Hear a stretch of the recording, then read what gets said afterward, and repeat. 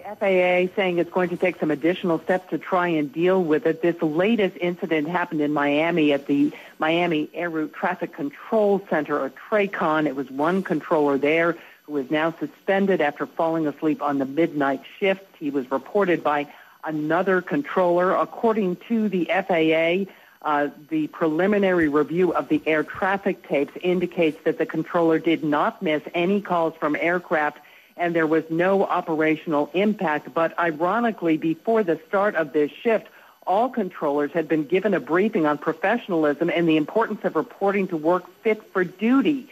The incident, as I said, reported to a manager by another controller.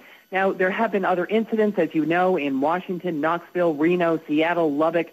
In many of those cases, the controllers were alone on the midnight shift. That was not the case here. According to the FAA, there were 12 controllers and 2 managers on duty at this facility.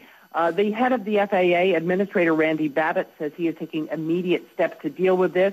He said within the next 72 hours, they are going to change the way they schedule controllers, prohibiting scheduling practices that are identified as most likely to cause fatigue.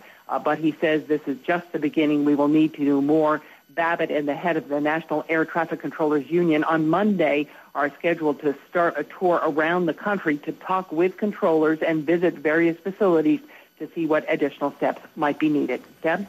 Well, Jean, they're also looking at ways to change the schedules, correct? Because it's not a consistent schedule. It's not like they're on from the 12 to 8 a.m. shift every night, and that's a problem. So they're really looking how to change that, right? Well, that's right, and that's why the administrator announced today that they will be taking within 72 hours steps to prohibit scheduling practice identified as most likely to cause fatigue. I can tell you that I have talked to some people in the aviation industry who have talked a bit about how controllers move from working the day shift to a later shift to the midnight shift.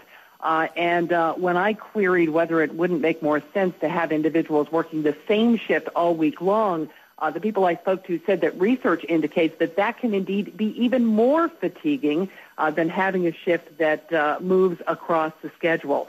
So we don't know exactly what it is that Administrator Babbitt is about to prohibit, but apparently they have identified something about the scheduling routine which appears to aggravate the situation and make the controllers even more likely to suffer fatigue on the job. Okay, Jean Meserve, well, thank you so much for bringing us up to date with the very latest on that. Certainly a concern to all of those who fly.